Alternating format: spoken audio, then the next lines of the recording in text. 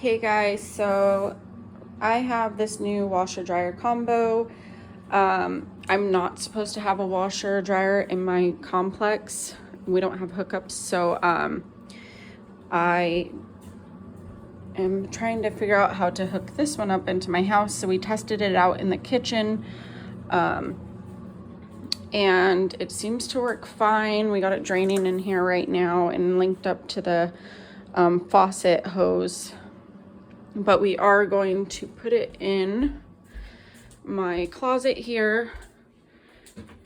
We just put this outlet in, and it is going to go through this wall. We're going to put the water and the drain pipe through this wall and connect it to these guys here. So I will show you how we do it. Here we're drilling our holes for all the hoses, putting a plate on. You can just use an outlet cover too. And we ended up hitting a 2x4 here. So we had to move to the side of it a little bit. You can find these drill bits at Lowe's or Home Depot. And you kind of want to keep it going at a downward slope. Okay, we got all our holes drilled in here. We got our outlet put in. Everything's painted.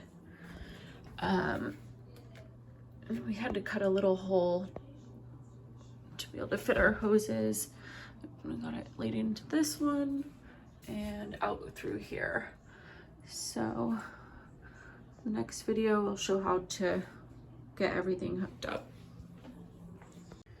All right, here is our final setup. We got our washer dryer combo all hooked up. This is our new laundry room converted closet. And so if you want something similar, like in a closet next to a water source, you're going to need, so we capped off the hot water, got an extension hose for the cold water, and an extension drain hose. And we threw some foam pads under there too for vibrations, because we're on the 3rd floor. So here's our setup here. We ended up going with a Snappy trap, and it's got the extra drain on the side it's actually for a dishwasher. And so that ended up working perfectly. We got this Snappy trap, linked an adapter, and our drain hose. We sealed it with some shoe glue and some clamps. And then the other things you'll need to buy are this T, 1/2-inch T, and a 1/2-inch nipple. So you got your main cold water right here, or it's going to our faucet, and it's going to your washer. And then we connect that with it's basically like a hose spigot. You don't need this, like the on-off thing, but it just happened to fit perfectly for us, so you can use whatever works for you. Here is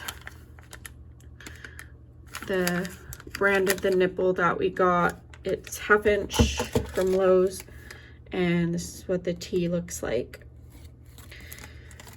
And yeah, these are super cheap. I think it was like $15. Super easy to set up. So if you're looking to do something similar, it is possible. And you just got to find the right fittings for your sink underneath. So there you go.